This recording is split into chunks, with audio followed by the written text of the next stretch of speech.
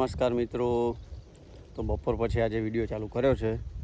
સવારનું થોડું કામ હતું એટલે મતલબ આગળનો વિડીયો એક અપલોડ કરીને કરી દીધો. આજે રિલીઝ થશે ને આ વિડીયો છે ને એ તમને કાલે મળશે.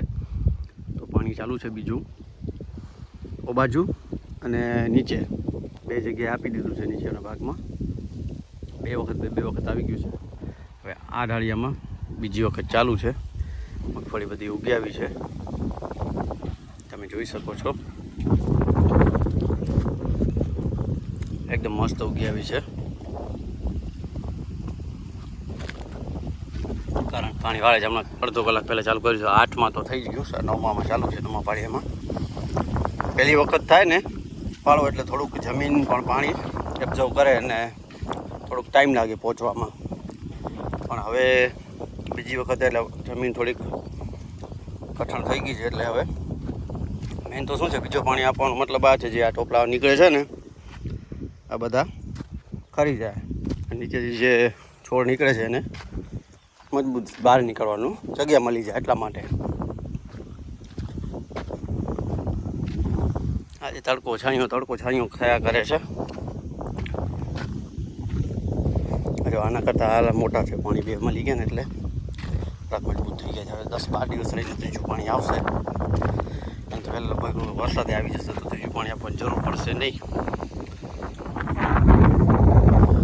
હું રમેશ ને એ લોકો છે ને હું કને ખાલી કરે છે ટોલી લઈને. અહીંયા વચ્ચે આપણું જે ડેલા છે ને જે સ્ટાફ ક્વાર્ટર આગળ થોડું ખાડું હતું તો એ બધા થેલીઓ ખાલી કરીને ત્યાં ભરતી કરે છે. બીજું ટ્રેક્ટર આઈ થિંક ભરવા ગયા છે. હું તો હાલે આવ્યો તો અહીંયા એટલા માટે. ને આપણો જૂનો કંડો છે. એવી માન્યતા છે કે જે વાડીમાં સેઢા ઉપર કંડો હોય ને એને કાઢાય નહીં, ગોગા દાદાનો વાસ હોય. આપણે પણ એ માન્યતાને ફોલો કરીએ છીએ. ને આપણે કોઈ ઇસ્યુ નથી આ હોય તો અહીંયા, કારણ કે કાંટા તો આનામાં વધુ હોતા નથી. એટલે બાવળ હોય તો તકલીફ પડે, પણ આ છે એટલે વાંધો ના આવે.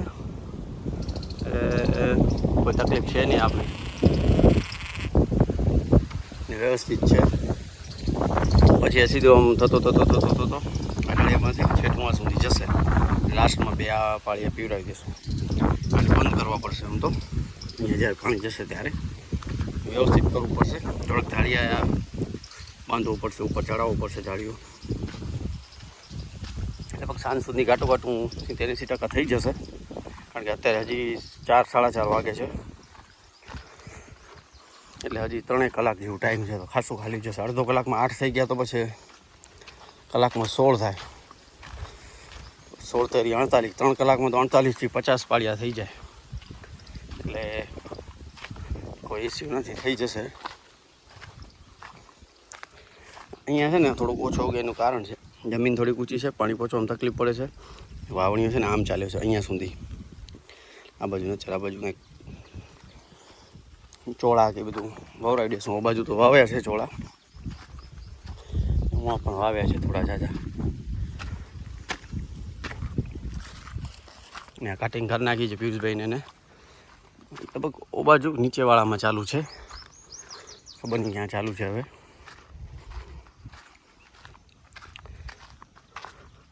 વિખાઈ ગયું છે, બતાવું તમને કેવી રીતે ભરતી કરે છે.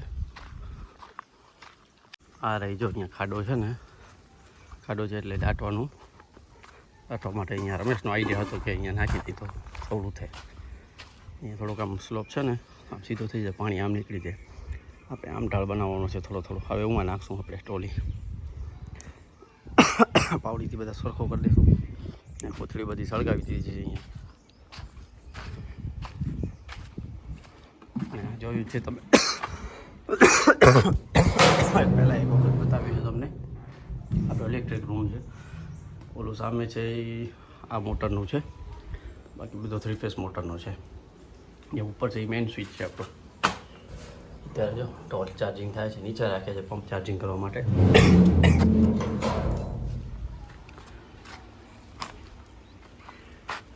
હવે છે ને આ બાજુ ચલાવી તો થોડુંક આ ખાડો છે ને ધંભલા પાસે ઊંચો થઈ જાય તો આમ સીધા પાણી નીકળી જાય. આવી રીતે આમ કરી દઈશું. તો આવું છે.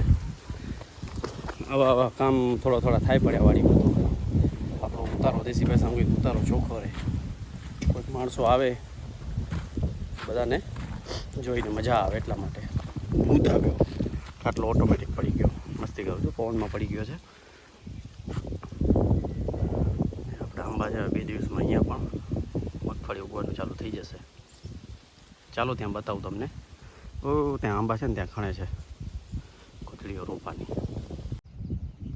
આપણો હોજ તો ફૂલ ભરેલો છે. ફૂલ તો નથી, ફૂલ અહીંયા આવે પણ શું છે બાજુ લીક થાય છે ને, તમને બતાવું તો આપણે છે ને ગોલ હોજ બનાવવાનું છે અહીંયા.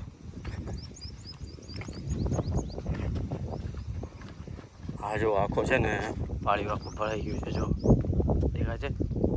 તો એ છે ને લીકેજના કારણે થાય છે કે અહીંયાથી તૈરાટમાંથી પાણી નીકળે છે. શું છે ખબર નથી પડતી. ઓ બાજુ તો હતું પહેલાં, એ બંધ કરી દીધું. આ જો કેટલું બધું પાણી નીકળે છે ને, આ જો લીકેજ છે, બહુ જબરદસ્ત લીકેજ છે. આખો ઢાળિયું ભરાયેલું રહે છે. જો પહેલાં છે ને આમથી આવી રીતે અહીંયાથી થઈને પાણી આવતું, આ બાજુ થઈને હોજના બાજુમાંથી એમ ઢાળિયું આવતું. હવે શું છે થોડુંક આમ નીચે કરી નાખ્યું છે, સીધું ઢાળિયું કરી દીધું છે. ઉપરનો ભાગ ખાલી હોજ સુધી જ છે, પછી બાજુ ઉપરનો ભાગ આવી જાય. આ બાજુ બધા ઓલા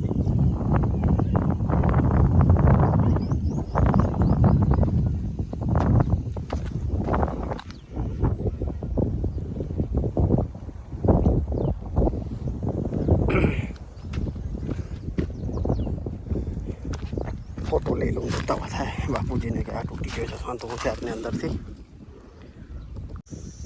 ઓ સામે કટિંગ ચાલુ છે, જો 20 ઓલામાં. આ થોડીક ડાળી આપણી કટિંગ કરી છે. અહીંયા ટ્રેક્ટર અંદર જવામાં તકલીફ પડે છે એટલે થોડી કાપવી પડે એમ છે, કારણ કે ટ્રેક્ટર છે ને જતું નથી. આ ડાળ પણ કાપી દઈશું એવું હશે તો આમ કટ મારી દઈશું. ને શું દવા છાંટવી કે કંઈક રોટાવેટર ખેડવું હોય તો ટ્રેક્ટર અંદર જતા નથી સાલા. ને ઉપર થોડીક મહેનત કરી, ખાતર બાતર નાખી. 5-7 વર્ષથી આપણે ખાતર જ નથી નાખ્યું, એનામાં નાખી દેવું તો સવળું રહે. આ પંપ છે આપણે છાંટ્યો તો અહીંયાથી છે ને કનેક્શન છોડાવીને આપણી નલીઓ મારી દીધી હતી. જે આઉટપુટ છે બંને ત્યાં આપણી ગન મારી દીધી હતી.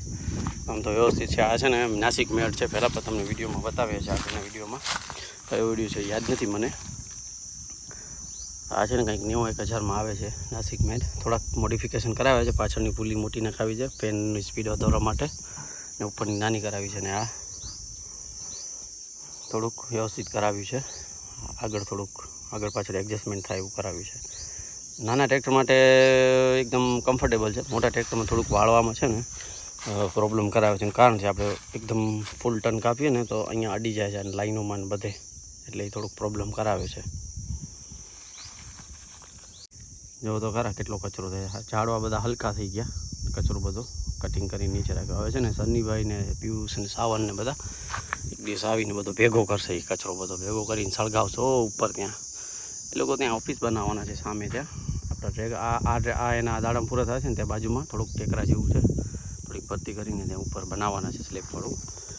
એટલે મને આ મગનભાઈ દ્વારા માહિતી મળી છે. મગનભાઈ કહેતા આપણે ઓફિસ બનાવવાની છે. ઓફિસ મતલબ એક ઉપર રૂમ હોય, નીચે ગોડાઉન, એટલે દવા રાખવાનું બધું આવે એવી રીતે બધું છે. હવે શું છે ખ્યાલ નથી મને, ક્યારે બનાવવા છે શું છે.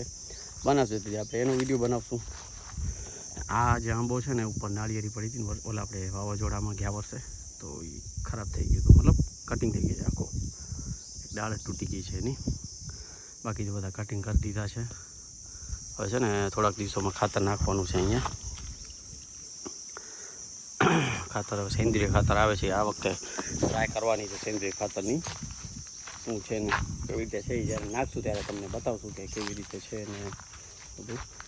આ છે ને પહેલાં આજથી 4-5 વર્ષ પહેલાં કટિંગ, 5-6 વર્ષ પહેલાં કટિંગ કરાવ્યા હતા. આ એકદમ નીચા જ હતા, પછી નીચેથી કટિંગ કરે એટલે ઊંચા થઈ ગયા છે બધા આંબા, તમે જોઈ શકો છો. જો ઘાસ તો કાઢી નાખશું. તો ચાલો વિડીયોને કરીએ એન્ડ. મળી નેક્સ્ટ વ્લોગમાં. ત્યાં સુધી બધાને આવજો. રામ રામ.